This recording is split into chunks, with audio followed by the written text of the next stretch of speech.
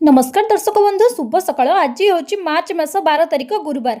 चलतु नजर पकाइबा आज दिन राज्य और देश विदेशर 20टी गुरुत्वपूर्ण खबर उपरे। ता पूर्व जदि आपण चैनल नुआ करी अछंती तेबे भिडियोटी को गोटे लाइक एवं शेयर करबा सह चैनल को सब्सक्राइब करी कमेंट बॉक्स रे जय जगन्नाथ लिखंतु, जहा फल प्रत्येक दिन एपरी नुआ नुआ अपडेट सर्वप्रथमे पाई परिबे। आज प्रथम खबर 4टी जिले में काल बैशाखी संभावना एबेटू असह्य हेलाणी ताती। राज्य में तापमात्रा वृद्धि पाइबारे लगी।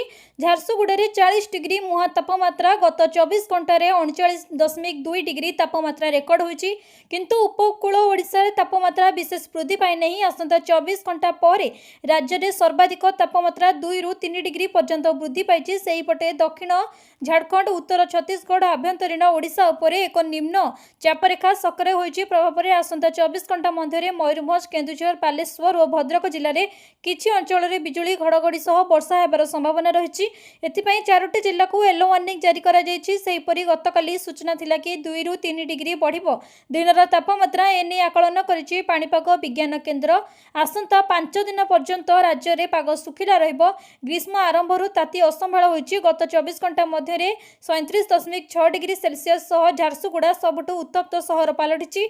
सेपटे आगामी 24 घंटा वर्षा पाई 4 जिला को येलो वार्निंग जारी होईछि। मयूरभंज, बालेश्वर, केन्दुझर और भद्रक जिले में किछि स्थान में हालुकारू मध्यम धरणर वर्षा हेबार संभावना रही, किंतु घड़घड़ी सह घंटा प्रति 30 रु 40 किमी किलोमीटर बेगरे पवन बहिपारे। एथिपाई 4टी जिला को येलो वार्निंग जारी करिछि पाणीपाग विभाग। परवर्ती खबर आसिला खुशी खबर। अपेक्षार है अंत। पीएम किसान टंकार 22तम किस्ती पाइबाकू चाहूले शीघ्र करंतु एही काम। प्रधानमंत्री किसान सम्मान निधि पीएम किसान योजना अधीन रे देशर लक्ष लक्ष चाषी 2000 टंकार 22तम किस्ती पाई अपेक्षा करी रहिसंती। होली पूर्व पेमेंट आशा कराजुथिला, किंतु ए जाय खाता को आसिला नाही, जहा फल रे अनेक हिताधिकारी माने परवर्ती किस्ती स्थानांतर तारीख विषय में द्वंद्व पड़िसंती। परवर्ती किस्ती क्रेडिट तारीख संपर्क में सरकार पक्षरु ए पर्यंत कोनोसी सरकारी घोषणा होई नहीं। हेले गणमाध्यम रिपोर्ट अनुसार किस्ती घोषणा मार्च 13 हेबो बोली आशा करा जाउछि। जेतेबेले प्रधानमंत्री नरेंद्र मोदी आसाम गस्त करिबार कार्यक्रम रहिछि, तेबे पीएम किसान योजना रे केउ माने लाभ पाई परिबे नहीं। प्रत्येक पंजीकृत चाषी स्वयंचालित भाव में एक किस्ती पाती नहीं। योग्यता मानदंड पूर्ण न हेले देय बंद करा जाई पारे। चाषी माने 22तम किस्ती पाई परिबे नहीं जदि ई-केवाईसी प्रक्रिया समाप्त होई नथिबो। एहा सह पोर्टाल रे चाषींकर परिचय पत्र लिंक किंबा जांच करा जाई नथिबो। जमी रेकर्ड जांच होई नथिबो। परिवारर जेकोनोसी सदस्य सरकारी चाकरी करुथिबे। चाषी किंबा परिवारर सदस्य आयकर देउथिबे। परिवारर जेकोनोसी सदस्य जी 10,000 टंका किंबा ताठारु अधिक सरकारी पेंशन पाउथिबे। सरकार प्रत्येक किस्ती पूर्व हिताधिकारी मानक तालिका को अपडेट करंती, तेणु जांच समय रे अयोग्य अकाउंट गुडी को हटाई दिया जाए। परवर्ती खबर केंद्रीय कर्मचारी लगिला लटेरी 18,000 रु बढ़ी 46,000 हेबो सैलरी। आसिला बड़ अपडेट। केंद्रीय कर्मचारी एवं पेंशन भोगी वर्तमान पई अष्टम वेतन कमिशन उपरे नजर रखिचंती। सरकार नवेम्बर 2025 रे अष्टम वेतन कमिशन गठन करथिले एवं एहार रिपोर्ट दाखल करिबा पई 18 मास समय दैछंती। आशा करा जाउछि जे नूतन वेतन कमिशन 1 जनवरी 2026 रु कार्यकारी हेबो। जदि एहा हुए तेबे कर्मचारी माने एबे पेंशन भोगी माने मध्य बकेया पाउना पाई पारंती। तेबे भारतर वेतन कमिशन व्यवस्था बहुत पुराना। प्रथम वेतन कमिशन 1946 मसीह रे गठन होइतिला एवं सेबेठारु 7टी कमिशन दरमा एवं पेंशन संशोधन करिसेंती। तेबे प्रथम वेतन कमिशन परे दरमा किपरि अष्टम वेतन होइछि, केंद्रीय कर्मचारी माने एवं पेंशन भोगी माने अष्टम वेतन कमिशन संपर्क में कौन आशा करबा उचित से नहीं जानतु। सप्तम वेतन कमिशन कार्यकाल डिसेम्बर 31, 2025 रे शेष होइतिला। कर्मचारी माने एबे अष्टम वेतन कमिशन को सुपारिश को अपेक्षा करछंती। जदि कमिशन रो सुपारिश गुडी को जनवरी 1, 2026 रु कार्यकारी बोली विवेचना करा जाए, तेबे कर्मचारी माने सेही पुराना तारीख रु कार्यकारी हेबार प्रकृत तारीख पर्यंत बकेया पाउना पाइबे। फिटमेट फैक्टर 2.0 किंबा ताठारु अधिक स्थिर हेले स्तर 1 रु 5 पर्यंत कर्मचारी माने यथेष्ट वृद्धि पाई परिबे। स्तर 1 रु 5 पर्यंत कर्मचारी माने 2 किंबा ताठारु अधिक फिटमेट फैक्टर जो लक्ष लक्ष टंका बकेया पाई परिबे। परवर्ती खबर जुक्त 2 परीक्षार्थी सीएचएसई नुआ पदक्षेप। गोटे विषय रे उन्नति पाई परीक्षा सुजोग। जुक्त 2 परीक्षा देतिबा परीक्षार्थी को मार्क रे उन्नति पाई गोटे विषय रे परीक्षा देबाकू सुजोग मिलिबो। परीक्षा रे फलाफल 60 दिन भितरे इम्प्रूवमेंट तथा उन्नति परीक्षा देबे। रिजल्ट मध्य प्रकाश पाइबो। एहाकू चलित वर्षरू लागू करा जिवो। एने उच्च माध्यमिक शिक्षा परिषद पक्षरु पदक्षेप निया जेछि। तेबे सीएचएसई रो अधिकारीଙ୍କ କହିବା କଥା ଯେ ପରିଷଦର ଏକ ବୈଠକରେ ଏପରି ନୂଆ ନିଷ୍ପତ୍ତି ନିଆଯାଇଛି। ମେଡିକାଲ ନାମଲେଖା ପରି ଜାତୀୟ ପ୍ରବେଶିକା ପରୀକ୍ଷା କିମ୍ବା ନାମଲେଖାର ଯୁକ୍ତ 2ରେ ସର୍ବନିମ୍ନ 75% ମାର୍କ ଆବଶ୍ୟକ ହେଉଥିବା ବେଳେ ଏଥିରୁ କମ୍ ମାର୍କ ରଖିଥିବା ପିଲା ଆବେଦନ କିମ୍ବା ନାମଲେଖାରେ ହଇରାଣ ହେଉଛନ୍ତି। ତେଣୁ ସେମାନଙ୍କର ସ୍ୱାର୍ଥକୁ ଦୃଷ୍ଟିରେ ରଖି ସିଏଚ୍ଏସ୍ଇ ପକ୍ଷରୁ ଏହି ନିଷ୍ପତ୍ତି ନିଆଯାଇଛି ବୋଲି କୁହାଯାଇଛି। ତେବେ ଛାତ୍ରଛାତ୍ରୀମାନଙ୍କୁ ମାତ୍ର ଗୋଟିଏ ବିଷୟରେ ଉନ୍ନତି ପରୀକ୍ଷା ପାଇଁ ସୁଯୋଗ ମିଳିବ। ଯଦି ଫେଲ୍ ହୋଇଥିବେ ତାଙ୍କୁ ଏଥିରେ ସାମିଲ କରାଯିବ ନାହିଁ। ସେମାନେ ଇନଷ୍ଟାଣ୍ଟ ପରୀକ୍ଷା ଦେଇପାରିବେ। ଏହି ଉନ୍ନତି ପରୀକ୍ଷାରେ 60 ଦିନ ମଧ୍ୟରେ ପରୀକ୍ଷା ଫଳ ପ୍ରକାଶ ପାଇବ। ପରବର୍ତ୍ତୀ ଖବର, ଡିଲରଙ୍କର ନାଁରେ ଠକେଇ ଶିକାର ହେଉଛନ୍ତି ରାସନ କାର୍ଡ ହିତାଧିକାରୀ। ରାସନ କାର୍ଡ ହିତାଧିକାରୀମାନଙ୍କୁ ଓଜନ ମାପରେ ଡିଲରମାନେ ଠକୁଛନ୍ତି ବୋଲି ଖବର ଆସିଛି। ବଜେଟ୍ ଅଧିବେଶନରେ ଦ୍ୱିତୀୟ ପର୍ଯ୍ୟାୟରେ ଚାଲିଥିବା ବିଧାନସଭାର ଚର୍ଚ୍ଚା ମଧ୍ୟରେ ଏହିଭଳି ସାଂଘାତିକ ତଥ୍ୟ ଆସିଛି। ଏହିଭଳି 75ଟି ରାସନ ଡିଲରଙ୍କର ବିରୁଦ୍ଧରେ କାର୍ଯ୍ୟାନୁଷ୍ଠାନ ନେବା ସହ ସେମାନଙ୍କର ଲାଇସେନ୍ସ ବାତିଲ କରିଛନ୍ତି ସରକାର। ତେବେ ଚଳିତ ବର୍ଷ ଆର୍ଥିକ 2025-26ରେ 3624 ତଦନ୍ତ କରାଯାଇ 75ଟି ରାସନ ଡିଲରଙ୍କର ଲାଇସେନ୍ସ ବାତିଲ କରାଯିବା ସହ ଜଣଙ୍କ ବିରୁଦ୍ଧରେ ଦଣ୍ଡାତ୍ମକ କାର୍ଯ୍ୟାନୁଷ୍ଠାନ ମଧ୍ୟ ନିଆଯାଇଛି। ବିଧାନସଭାରେ ଖାଦ୍ୟ ଯୋଗାଣ ମନ୍ତ୍ରୀ କୃଷ୍ଣଚନ୍ଦ୍ର ପାତ୍ରଙ୍କର ଲିଖିତ ଉତ୍ତର ଦେଇଛନ୍ତି। ଶ୍ରୀ ପାତ୍ର ଆହୁରି ମଧ୍ୟ କହିଛନ୍ତି ଯେ ରାଜ୍ୟରେ ରାସନ କାର୍ଡ ମାଧ୍ୟମରେ ଖାଉଟି ଇ-ପୋସ୍ ମେସିନ୍ ସହିତ ମାପ ଓଜନ ଯନ୍ତ୍ର ସଂଯୋଗ କରାଯାଇ ବାୟୋମେଟ୍ରିକ୍ ଅନଲାଇନ୍ ସୁନିଶ୍ଚିତ କରାଯାଇ ବଣ୍ଟନ କରାଯାଉଛି। ଏତଦ୍ଦ୍ୱାରା ଯୋଗାଣ ଅଧିକାରୀମାନେ ନିୟମିତ ପ୍ରତ୍ୟେକ ଖାଉଟି କେନ୍ଦ୍ର ଯାଞ୍ଚ କରୁଅଛନ୍ତି ଏବଂ ଅଭିଯୋଗ ହସ୍ତଗତ ହେଲେ ତୁରନ୍ତ ଦୃଢ଼ କାର୍ଯ୍ୟାନୁଷ୍ଠାନ ନିଆଯିବ। ପରବର୍ତ୍ତୀ ଖବର, ଗ୍ୟାସ୍ ସଂକଟ ଭିତରେ ରାଜ୍ୟ ସରକାରଙ୍କ ବଡ଼ ନିଷ୍ପତ୍ତି। ରାଜଧାନୀରୁ ହଟିବ କୋଇଲା ଓ କାଠ ଚୁଲା କଟକଣା। ରାଜଧାନୀରୁ ହଟିବ କୋଇଲା ଓ କାଠ ଜାଳେଣୀ କଟକଣା। ମଧ୍ୟପ୍ରାଚ୍ୟ ଯୁଦ୍ଧ ଏବଂ କମର୍ସିଆଲ ଗ୍ୟାସ୍ ଆବଶ୍ୟକଠାରୁ କମ୍ ରହିଛି। ଫଳରେ ଛୋଟ ଓ ମଧ୍ୟବିତ୍ତ ହୋଟେଲ, ରେଷ୍ଟୁରାଣ୍ଟ ଓ ଚାହା ଦୋକାନୀଙ୍କ ଉପରେ ଅଧିକ ପ୍ରଭାବ ପଡ଼ିବ। ବାୟୁ ପ୍ରଦୂଷଣ ପାଇଁ ଭୁବନେଶ୍ୱରରେ କୋଇଲା ଜଳିବାକୁ ମନା କରାଯାଇଥିଲା। ଧୂଆଁ ହେଉଛି ବାୟୁ ପ୍ରଦୂଷଣ ବଢ଼ୁଛି ଯୋଗୁଁ ଯିଏ କୋଇଲା ଜାଳୁଥିଲା ଫାଇନ୍ କରାଯାଉଥିଲା। କମର୍ସିଆଲ ଗ୍ୟାସ୍ ଆବଶ୍ୟକ ଅନୁସାରେ ମିଳୁନଥିବାରୁ ଦୋକାନୀମାନେ ଦାବି କରୁଛନ୍ତି ଯେ କୋଇଲା ଓ କାଠ ଜାଳେଣୀ ଅନୁମତି ଦେବା ପାଇଁ। ତେଣୁ କିଛି ଦିନ ପାଇଁ ତାଙ୍କୁ କୋଇଲା ଓ କାଠ ଜାଳେଣୀକୁ ଅନୁମତି ଦିଆଯିବ। ଗ୍ୟାସ୍ ସଂକଟ ଦୂର ହେବା ପର୍ଯ୍ୟନ୍ତ କାଠ ଜାଳେଣୀ, କୋଇଲା ଆଦିକୁ ଜାଳେଣୀ ରୂପେ ବ୍ୟବହାର କରାଯାଇପାରିବ। ସେପଟେ ଯୁଦ୍ଧ ବିରାମ ନେଇ କୌଣସି ସଂକେତ ମିଳିନଥିବା ବେଳେ ଗ୍ୟାସ୍ ସଂକଟ ଦିନକୁ ଦିନ ଅଧିକ ହେବାରେ ଲାଗିଛି। ଗୋଟିଏ ପରେ ସରକାର ଗ୍ୟାସ୍ ଓ ତେଲର ମହଜୁଦ ନେଇ କିଛି ସଂକେତ ଦେଉନଥିବା ବେଳେ ରନ୍ଧନ ଗ୍ୟାସ୍ରେ କଳାବଜାରୀ ସାରା ରାଜ୍ୟରେ ଦେଖିବାକୁ ମିଳିଲାଣି। ଗ୍ୟାସ୍ ଡିଲରଙ୍କର ଆଗରେ ଲମ୍ବା ଲାଇନ୍ ଦେଖିବାକୁ ମିଳିଛି। ଖୋଲା ବଜାରରେ ଗ୍ୟାସ୍ ସିଲିଣ୍ଡର ପିଛା 1400ରୁ 1500 ଟଙ୍କାରେ ବିକ୍ରି ହେଉଛି। ଏସବୁ ଭିତରେ ଖାଦ୍ୟ ସାମଗ୍ରୀର ଦର ମଧ୍ୟ ଖୁବ୍ ଶୀଘ୍ର ବୃଦ୍ଧି ପାଇପାରେ। ପରବର୍ତ୍ତୀ ଖବର, ସୁଭଦ୍ରା ଯୋଜନାକୁ ନେଇ ଆସିଲା ବଡ଼ ଅପଡେଟ୍। ଯେଉଁମାନଙ୍କୁ ଟଙ୍କା ମିଳିନାହିଁ କରନ୍ତୁ ଏହି କାମ, ଆପଣଙ୍କୁ ମଧ୍ୟ ମିଳିବ ସୁଭଦ୍ରା ଟଙ୍କା। ଗୋଟିଏ ପଟେ ଗତ 8 ତାରିଖରେ ମୁଖ୍ୟମନ୍ତ୍ରୀ ମୋହନ ଚରଣ ମାଝୀ 1 କୋଟିରୁ ଉର୍ଦ୍ଧ୍ୱ ମହିଳାମାନଙ୍କର ବ୍ୟାଙ୍କ ଆକାଉଣ୍ଟକୁ ଟଙ୍କା ପଠାଇଛନ୍ତି। କିନ୍ତୁ ଅନେକ ମହିଳାଙ୍କୁ 8 ତାରିଖରେ ଟଙ୍କା ମିଳିନଥିଲା ଏବଂ ଗତକାଲି ମଧ୍ୟ କିଛି ମହିଳାଙ୍କୁ ଟଙ୍କା ମିଳିଥିବା ବେଳେ ଏପର୍ଯ୍ୟନ୍ତ ଅନେକ ମହିଳାଙ୍କୁ ସୁଭଦ୍ରା ଟଙ୍କା ମିଳିନାହିଁ। କିନ୍ତୁ ଅନେକ ମହିଳାଙ୍କର ବ୍ୟାଙ୍କ ଆକାଉଣ୍ଟକୁ ଟଙ୍କା ନ ଯାଇ ସେମାନଙ୍କ ଡିଜିଟାଲ ରୂପ ୱାଲେଟ୍ ବା CBDCରେ ଟଙ୍କା ଜମା ହୋଇଯାଇଛି। କିନ୍ତୁ ସେମାନଙ୍କର ବ୍ୟାଙ୍କ ଖାତାକୁ ଚେକ୍ କରିଲେ ସେମାନଙ୍କର ବ୍ୟାଙ୍କ ଖାତାରେ ବାଲାନ୍ସ ଶୋ କରୁନାହିଁ। ତେଣୁ ଡିଜିଟାଲ ରୂପୀ ୱାଲେଟ୍ ଆପ୍ ଡାଉନଲୋଡ୍ କରନ୍ତୁ ଏବଂ ଦେଖନ୍ତୁ ଆପଣଙ୍କର ଟଙ୍କା ଆସିଯାଇଥିବ। ତାପରେ ଆପଣ ସେହି ଟଙ୍କାକୁ ବ୍ୟାଙ୍କ ଖାତାକୁ ଟ୍ରାନ୍ସଫର କରିପାରିବେ।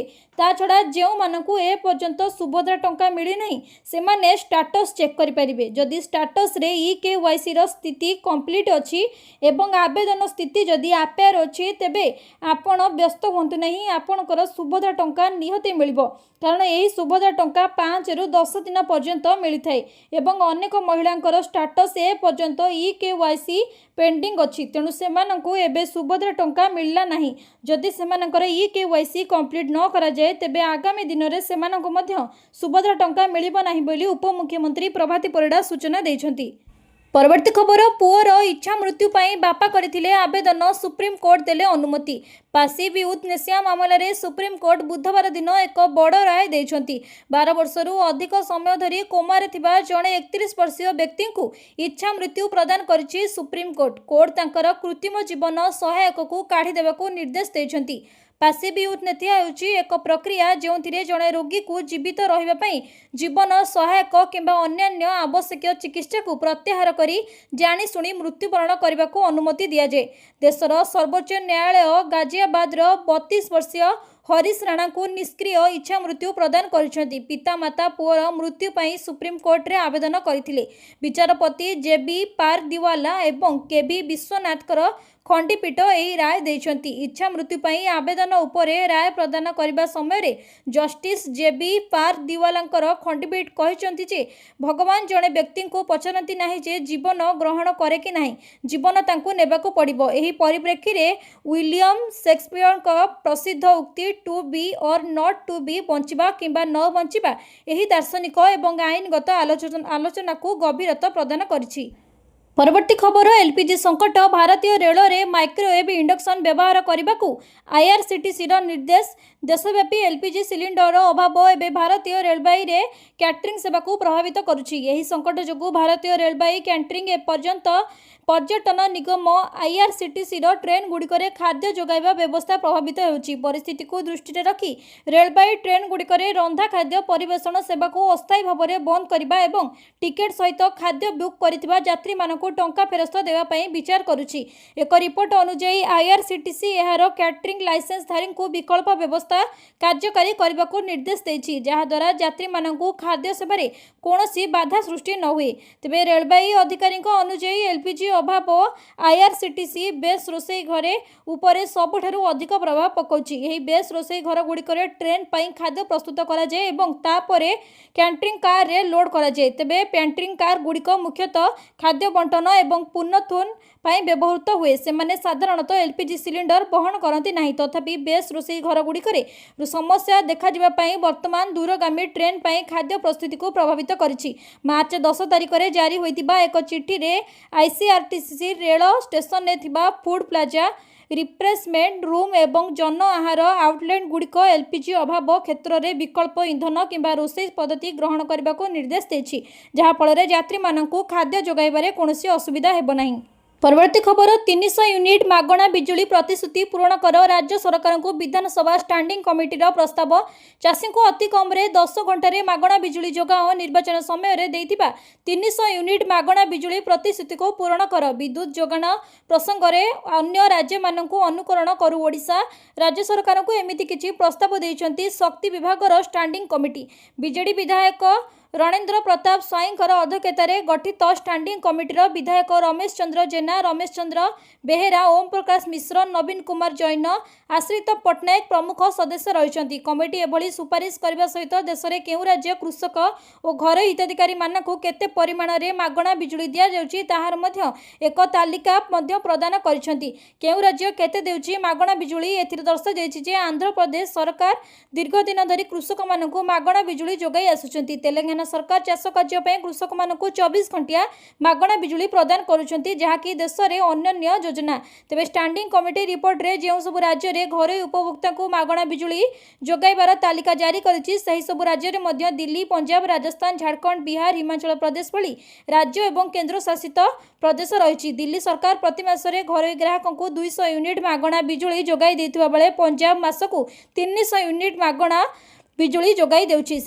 परवर्ती खबर युवपीढ़ी को मिल 1500 टंका। जानतु केमिति करिवे अप्लाई। केंद्र एवं राज्य सरकार युवक मानकु सहायता पाई अनेक योजना चलांती। एथिमध्यनु गोटी हेउची पश्चिम बंग सरकार बांगालार युवसाथी योजना। यह योजना स्वतंत्र भाव में बेकार युवपीढ़ी आरंभ कर योजना अधीन राज्यर योग्य युवक मानकु मासिक आर्थिक सहायता पाइबे। तेबे योजनार उद्देश्य होउची सरकार बुझंती जे चाकरी खोजिबा किंबा छोट व्यवसाय आरंभ करबा समय युवक माने अनेक खर्चर सम्मुखीन हुअंती। तेणु युवक मानकु प्रारंभिक आर्थिक सहायता प्रदान करबा पई एही योजना सृष्टि करा जायछि। तेबे आवेदनकारी माने पश्चिम बंगर स्थायी बासिंदा हेबा आवश्यक। बयस 21 रु 40 वर्ष मध्य होइतिबा बेले आवेदनकारी माने अति कम 10म श्रेणी पास करिथिबा आवश्यक।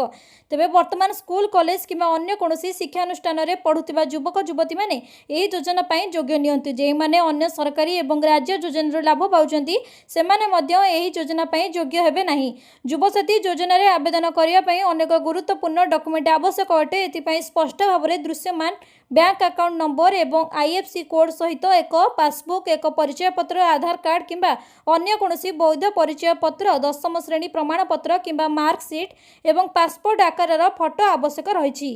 परवर्ती खबर मध्यप्राच्य लक्ष लक्ष फसी ओडिया फेराई आनिबार अनुरोध कले नवीन पट्टनायक। युद्ध प्रभावित देश में फसी ओडिया मानू फेराई आनिबाकू अनुरोध कले नवीन। कहले मध्यप्राच्य देशगुड़िक लक्ष लक्ष ओडिया लोक फसी रही, तेणु राज्य और केन्द्र सरकार को अनुरोध से घर को फेराई आने पदक्षेप नियाजाऊ। नवीन कहते मध्यप्राच्य वृद्धि पाउथिबा संघर्षर प्रभाव समग्र दुनिया रे पड़ी। विशेषकर मध्यप्राच्य देशगुड़िक फसी रही बहु भारतीय, से अनेक ओडिया मध्य सामिल रही।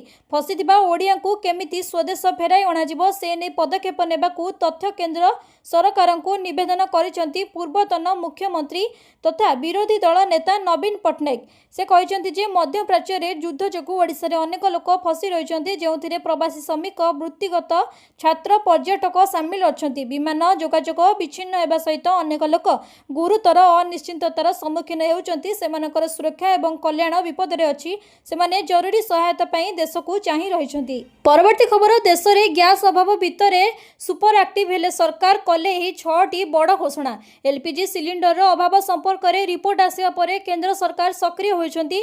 घरोई गैस ग्राहकों को प्राथमिकता दे सरकार अनेक कठोर पदक्षेप नेइछंती, जहां आश्वस्ति प्रदान करिछि। मध्यप्राच्य संकट मध्य सरकार एस्मा लागू करने सहित कलाबजारी एवं गच्छित रोकवा पाई कठोर पदक्षेप नेइछंती। एही 6टी बड़ पदक्षेप हेउछि रिफाइनारी एवं पेट्रोल केमिकल यूनिट गुड़ी को घरोई रंधन गैस रे निरंतर जोगाण सुनिश्चित करने पाई निर्देश दिया जायछि। सरकारी एवं बेसरकारी रिफाइनारी एपाई एलपीजी उत्पादन को सर्वाधिक करने पाई निर्देश दिया जायछि। जमाकारी और पैनिक बुकिंग रोकवा पाई सिलिंडर बुकिंग व्यवधान को 21 दिन रु बढ़ाई 25 दिन करा जायछि। घरोई पाइप प्राकृतिक गैस, पीएनजी, जानवाहन पाई सीएनजी और घरोई पाई एलपीजी को प्राथमिकता दिया जायछि। होटेल रेस्टोरेंट पाई कमर्शियल एलपीजी जोगाई देबाकू ओएमसीएस रो विशेष कमिटी गठन होईछि। उत्पादित अधिक एलपीजी केवल 3टी सरकारी कंपनी गुड़ी को विक्रय करा जिवो। से गुड़िक होला आईओसीएल, बीपीसीएल एवं एचपीसीएल। परवर्ती खबर एथर मां भौणी कही गाड़ी देले 500 टंका फाइन। अश्लील शब्द रे अपमान कले संगे संगे हेबो एक्शन। आजिकली माँ एवं भौणी मानकर नाम धरी गाड़ी बहुत साधारण हो गलानी। लोक माने आगको पछको चिंता न करी अपमानजनक भाषा व्यवहार करुछंती एवं यह सेमानक उपरे भारी पड़िबाकू जाउछि। महाराष्ट्र अहल्यानगर श्रीगोंडार कोलगांव ग्राम पंचायत रविवार दिन एक प्रस्ताव पारित करिछि जे जो माने कहार महिला किंबा भौणी विरुद्ध रे अपमानजनक भाषा व्यवहार करिवे सेमानंकु दंड दियाजिबो। अंतर्जातीय महिला दिवस रे ग्रामर सफल महिला को सम्मानित करिवा पई आयोजित पुरस्कार कार्यक्रम रे एक चाषी परिवारर जणे महिला एवं परामर्श देवा परे एही धारणा आसीथिला। तेबे कोलगांव प्राय 9000 लोकंकर एक ग्राम जोंथिरे विभिन्न जाति एवं धर्मर लोक अछंती, जो माने मुख्यतः कृषि उपरे निर्भरशील करंती। तेबे रविवार दिन सरकारी निर्देश अनुଯାयी वरिष्ठ अंगनवाड़ी कर्मी शकुंतला देशमुखर अध्यक्षतार एक स्वतंत्र महिला ग्रामसभा डका जायतिला। कृषि एवं अन्य क्षेत्र में गुरुत्वपूर्ण अवदान रखिथिबा महिला मानकु सम्मानित करा जायतिला। सेही कार्यक्रम समय रे पूजा जगताप कहार मां किंबा भौणी विरुद्ध रे अपमानजनक भाषा व्यवहार करुथिबा ग्रामवासी विरुद्ध रे कार्यानुष्ठान ग्रहण करबाकू प्रस्ताव देइथिला। सरपंच कहिसंती बहुत विचार विमर्श पर एपरि अपमानजनक भाषा व्यवहार करुथिबा व्यक्ति को 500 टंका जरिमाना दियाजिबो बोली निष्पत्ति दिया जायछि। परवर्ती खबर जिलापालंकर बड़ एक्शन। 69 मंडी नोडाल ऑफिस रो दरमा बंद। धान क्रय रे अवहेला पाई कड़ा दंड। धान क्रय प्रक्रिया रे अवहेला एवं मंडी रे अनुपस्थित रहिबा अभियोग में जगतसिंहपुर जिलापाल एक बड़ धरणर कार्यानुष्ठान ग्रहण करिसेंती। जिलार विभिन्न ब्लॉक रे कार्यरत 69 जन मंडी नोडाल ऑफिसरंकर मार्च मासर दरमा बंद करबाकू जिलापाल निर्देश देइसेंती। जिलार समस्त प्रमुख ब्लॉक रे कार्यरत अधिकारी माने एही कार्यानुष्ठानर परिसरभुक्त होइसेंती। बिरिडी, कुजंग, तिर्तोल, रघुनाथपुर, नाउगा, जगतसिंहपुर, एरसमा और बालीकुदार समस्त ब्लॉक रे थिबा विभिन्न नोडाल ऑफिसर को कारण दर्शाओ नोटिस जारी कर सहित 3 दिन भितर उत्तर रखा निर्देश दिया। जिला प्रशासन पक्षर जारी करा जायतिबा आदेशनामा अनुଯାयी परवर्ती निर्देश पर्यंत एही 69 जन अधिकारी दरमा बंद रहिबो। एथि सहित समस्त कारण दर्शाओ नोटिस जारी करा जायछि। केउ परिस्थिति रे सेमाने कार्य रे अवहेला करिसेंती से नै आसंता 3 दिन भितर लिखित उत्तर रखिबाकू जिलापाल कड़ा निर्देश दैछंती। परवर्ती खबर बीजेडी देले इस्तफा आज पद्म धरिले बालेश्वर पूर्वतन सांसद रवींद्र जेना। विधानसभा निर्वाचन में पराजित होगा पर जनक पर जड़े वरिष्ठ बीजेडी नेता दल छाड़ी बीजेपी रे जोग देउछंती। एही क्रम में बालेश्वर रे बीजेडी पूर्वतन सांसद रवींद्र जेना गतकाली बीजेडी इस्तफा देइथिले। आज बीजेपी राज्यपाल को आसी दल में जोग देइछंती। तेबे रवींद्र जेना पत्नी सुभाषिनी जेना एबे बीजेडी विधायक भी अछंती। कथा उठुछि जे आगको राज्यसभा निर्वाचन रहिछि। बीजेडी पई सुभाषिनी भोट आवश्यकता थिबा बेले सुभाषिनी काहाको भोट देबे ताहाकु नै चर्चा आरंभ होइछि। रवींद्रक परे तांको विधायिका पत्नी राज्यसभा निर्वाचन परे बीजेपी रे जोग देबा नै भी चर्चा होइछि। अन्यपटे रवींद्र जेना बालेश्वर बीजेडी जणे जणाशुणा चेहरा एवं पूर्वतन सांसद मध्य। से बीजेपी रे जोग देबा परे बालेश्वर रे बीजेडी मंग किए धरिबो ताकु नै किछि भी कल्पना करा जाई पारु नहीं।